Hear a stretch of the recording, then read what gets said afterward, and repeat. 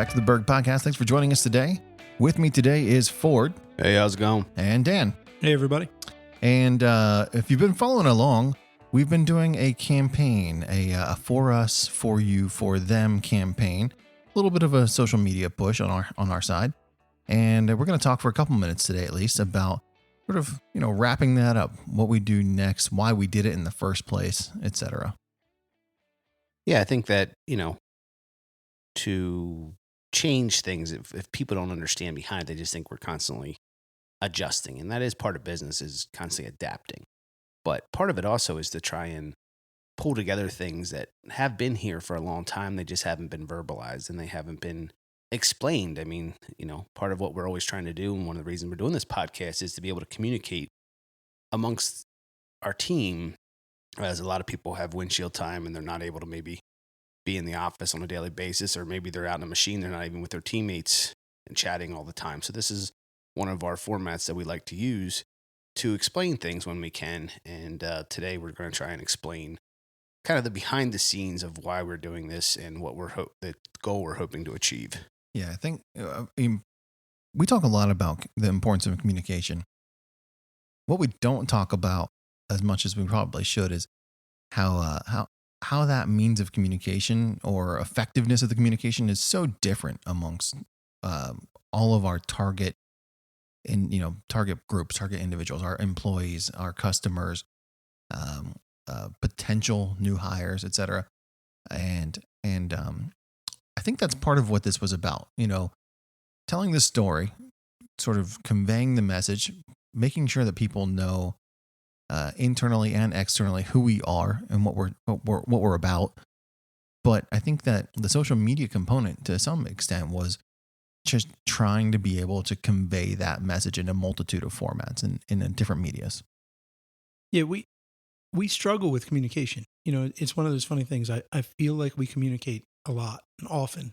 I feel like we over communicate at times, and then something comes up and somebody on the team says something to me, and I realize I may have communicated it, but I might have only communicated it to a certain group of people, and then they may or may not have communicated that message further.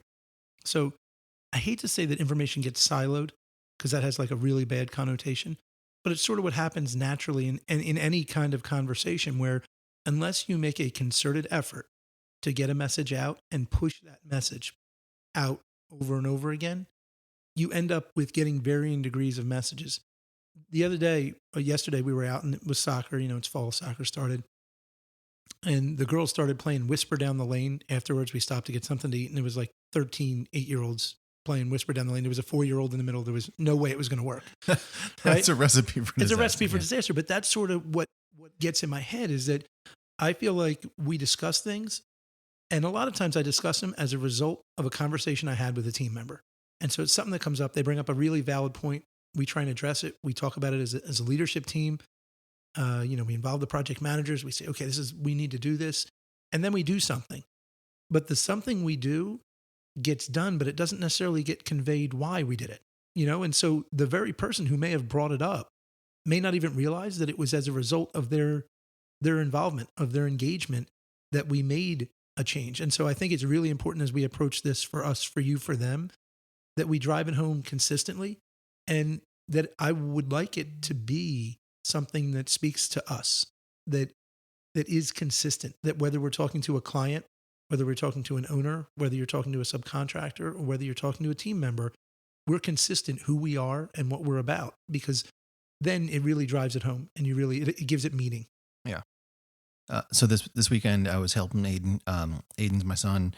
He was working on an English project. So I'm pretty proud of him. He's in a dual enrollment class, so taking some college credits as a junior in high school. And the topic that he was writing about was giving perspective on a recent work experience, but in comparison to a couple of different articles he had to write. Right. So, and his recent work experience has been with us. He worked with us over the summer, and but what was interesting to me is, and I just thought of this as we're starting to talk through it, but talking about those generational gaps in communication. And he's sort of asking me these questions about like the differences between generations, baby boomers, Gen Z, Gen X, millennials. I don't even know what comes after millennial. He's probably that. I don't know what that is, but and I why think it's Gen Alpha. I'm being serious. is it Gen Alpha? I think so. When does that start? He's I have probably no not idea. Alpha. He probably still on the And is tail end millennial? of the millennial. I I don't have know. no idea. Anyways, I always like getting into this conversation as a side note because my wife is a millennial. We don't really identify as millennials, but I like to give her a hard time for being identified as a millennial. I do the same thing. I think I'm Gen legally X. in that group, and I just ignore that I am. I'm Yeah. just like skipping You are that in that fact. group. Yeah. Well, so I think we're way off topic now, but I think you and I are Gen X, right? I think Well, you're I still actually went to a class. Yeah. There was like a speaker, and they were like actually breaking the dates down. And it's like Yeah. 1980 or 81. Like it's right. It's close there, and I'm like, if I'm close enough in the gray zone, I'm going to go ahead and move back to a different Brian's generation. going to have to check this right now because this could undermine his whole discussion with Al if I he could is now a be- millennial. Yeah. She's going to be throwing it right back at him here. I'm a So- Gen X, which this is one time I don't want to win here. But Right. No. So Ford, you and I think actually fall into the millennial, like the beginning of the millennial date range. But there's like a short period of time between Gen Z and millennial that they call Gen X, and it's people who identify more closely with prior generations than they do with future generations. So I think we might be in that bubble there. I mean, we are in 2022, so identifying it really matters as far as Yeah. Are you a Z? No, I'm Gen X. Oh, you're X. Yeah, I'm X. Maybe I'm. You saying have it all backwards. wrong Gen Z is afterwards. But there's people at the beginning of millennial. Millennial was originally, as it was explained to me, millennial basically could be, They ran out of the alphabet. no, you couldn't be, you were turning 18 at the point when the millennium was changing. It is also iPhones. If you had an iPhone before something, then you're basically a millennial. But Erin is squarely a millennial. And I pointed out to her when she wants to, she'd like to impact the world. I know every decision. Anyways, Back to Aiden's project. Which, as we're way off, I'm starting to, and I'll continue us off, I'm starting to have some concerns about when I do the podcast and what we say, because Erin doesn't listen to the podcast and she's not going to. But now I think 3 or 4 of Erin's friends listen to the podcast because they can't believe that people would listen to us and they like the podcast, which now gives me a little bit of pause because they might say to Erin things I say. It is surprising, like to me at least, that this is interesting to people. It's always good conversation. I enjoy your company, gentlemen, but I can't at times believe people want to listen to us. I don't believe the data. I do not believe the every data. time someone says, "Hey, I listened to your podcast," I'm like, "Oh, really?" It happened. I just told you it happened this weekend. A person that has no affiliation with our organization whatsoever, and we were in a totally different place, and he said to someone else, "Have you heard their podcast?" And I said, "What? You've heard my podcast? You listen to this?" So, anyways, How did we get here? I don't know. How did We might have to do a We restart might here have to soon. Restart again. Poor Aiden. Poor Aiden. We got stuck here. Anyways, Aiden's English project. Aiden's English project There you was go. interesting to me because it was using stereotypes of generations and talking about why those stereotypes make it challenging or difficult to A, communicate, but B, relate to different generations. And I thought it was really interesting because as he and I talked through it, and he is whatever this next, the millennial, end of the millennial, next generation. So he's like, man, these articles really paint young people in a bad light. Millennials being lazy, or millennials or Gen Zers or whatever, only wanting to do things that are associated with technology or their phones or being easily distracted. And he said that, that was weird because that's not really what my work experience was like. And he's like, was that what it was like, having me work in your organization? And I said, the thing you got to be careful about here is we paint these things in a pretty wide brush at times. We really stereotype or use stereotypes to categorize a lot of people, and not everyone fits the mold, so to speak. But the one thing that was interesting about that conversation, for me at least, was how important it is to recognize that people need to be communicated in different forms and fashions. We've got some folks working for us who, even if you told them we had a social media campaign going on, may or may not know how to access that information. Some right? of them I still don't think have smartphones, I believe. Yeah, well, right. And hey, more power to them, right? There's times where I'd I be a wish I fan didn't of have a that. smartphone. Yeah. But others, they won't get the message unless it's on social media or unless it's given to them on a platform that is relevant, modern, makes sense to them. So, No, and I think we call it sometimes the shotgun approach because we have to do so many different things because we're trying to meet people where they are. We could try and do like this is the way we're going to, we're going to break out a fax machine. We're going to send we talked to old people that were contractors in like one of the other companies. When you got hired as a foreman, you got a fax machine that you had to plug at your house because every night you'd get a fax about what the next day was. Like that was the singular communication. And that's not the way it is now. It's text messages, portals, it's social media, it is email still, it's phone calls. There's just a bevy of options and everyone likes it to be the way that they like it. There isn't a way for us to really be able to control that. And so part of this is trying to centralize and congeal all the different things and do it in all those different formats, but have the same message going across the entire operation. Well, and the message is really so simple. You know what I mean? The message that we're trying to convey just goes back to our core values. It goes to, go to work, be responsible, own your peace.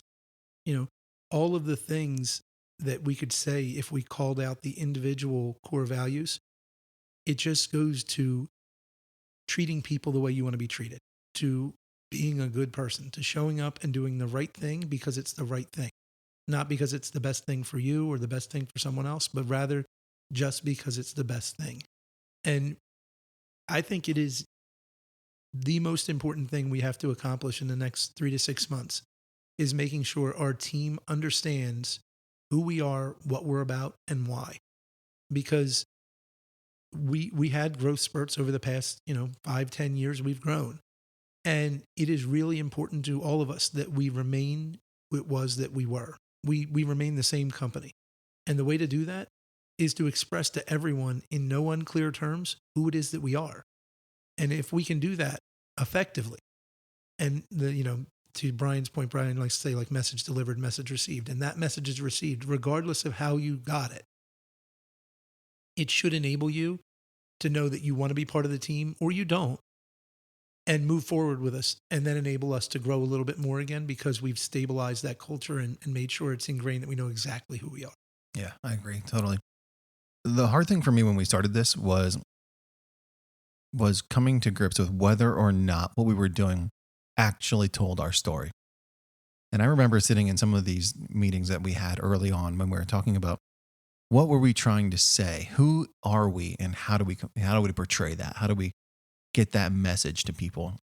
And I really think it actually came out nice. I mean, I wasn't sure that the testimony was there or that the videos conveyed the message we were trying to get out. But I think that when you get the chance to listen to our folks and what they say about who our organization is, it's a transparent picture of what we're trying to be.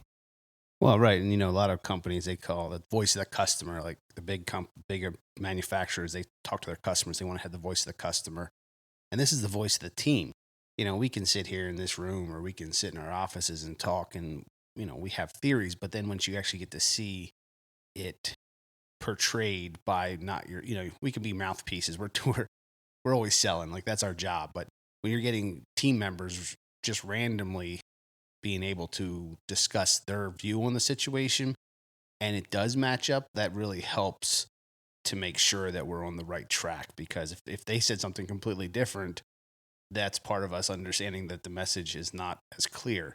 And part of this is also for new team members to join us. Like that's part of this push as well, is that so they will know who we are. Because before, most people knew somebody that worked here. There was already a familiarity with Berg, but now as we continue to broaden that horizon, there will be people that don't have a working understanding of who we are, and this will be the litmus test to see if they want to apply to join our team. Yeah, totally. Yeah, and going back to Brian's point too, and when we think back to the beginning, when we started and we tried to come up with a plan and met and had meetings and discussed it, it wasn't an easy thing to do. And at first I thought that it was difficult because there was a specific phrase that I liked. But every time we talked about it, I had to explain to somebody what I meant so that it wasn't misunderstood. And I had to work with the team and we all had to talk about it. And I, as an individual, had to accept that even though I thought that that was conveying what I wanted to convey, it wasn't, because I had to explain it. And slowly we ended up at this spot where it became so clear that this one could express what we were trying to express. And then we could put all the other pieces with it, because it was actually the core of how we ran and what we did and who we were and how we made decisions. And it really stayed true to our core values. And I genuinely think it does. I don't know what impact it will have. I don't know how effective it's going to be. I don't know how people feel about it. But what I do know is it has been very easy to create social media pieces around it. It's been very easy to utilize, because every time someone talks to one of our people, the things they say apply to this message. And so I don't think there can be a grander way to know that you're going the right direction than that your people, to Ford's point, when they're asked a question, their answer is relevant to this message. Well, another thing that's tough to come up with something like this is you're literally boiling down 70 some team members and the types of work and everything to, a couple of words. And so like when you're doing that, you're like, there's no way that, 6 words is going to explain that appropriately. And so part of that is trying to work through that, but that is just a weird thing, because you're like, no, we do all this types, like, people are like, oh, what do you do? And all of a sudden you're like, well, we do landfills, we do paving, we do special projects. We were always very wide in our types of work. And so, even there, you're trying to explain that, and people eyes roll back in their head because they don't understand half of what you're saying. And so like something like this, you're really trying to boil it down to the very bottom. And that's a big challenge to undertake. Yeah. Yeah, Dan, you're right. When we talked through early iterations of what this could look like, I think we were kind of stuck on attributes, right? We were stuck in trying to define our core values, and knowing that our organization is a place where a lot of people have a lot of opportunity to have success, but it's not the right place for everybody. And one of those things we kept talking about was the idea of the phrase I think you liked the most was till the work gets done, right? Because we talk a lot about the farmer mentality that sort of started this organization. Being able to see a task that has to happen and latching onto it and working at the project and working at the task until we find a solution or resolution and it gets done. And the concern there, of course, is does that mean I've got to work 100 hours? Does that mean, and that's not at all what we were trying to convey. And so we sort of walked away from that, knowing that that's, a core piece of who we are. That's an attribute of who Berg Construction is, that farmer mentality, embracing hard work, embracing challenge, and working to find solutions. And we sort of walked it to a spot where we said, well, why is that important? What does that mean about us as a team and you as a team member and the people that we work for them? So, yeah. And from there, we realized, that's sort of how we got there, as we sort of got there at that point to say, well, we're doing all these things for us, for you, for them. It's why the campaign wasn't us, you, them. It's for us, for you, for them, because that's why you take it to the end. That's why you finish it, So, I mean, I'm happy with it. I hope that it communicates well. I hope that people latch onto it and they feel like it gives them, gives some meaning, not meaning, but some definition, some framework to hang on, the meat of who we are and why we're here. And then, I feel like I'm always the one that wants to jump the tracks, and I'll do it a little bit here is we're on for us, for you, for them. But we had, in the past here a little bit, we've had a couple big things happen at Berg that were for us, for you, for them. Kelsey and Christian were on. We have the separate podcast. Kelsey and Christian are married now. So, I want to send out and wish our best to them. As they came back, they're both back at work now. And so we're happy there.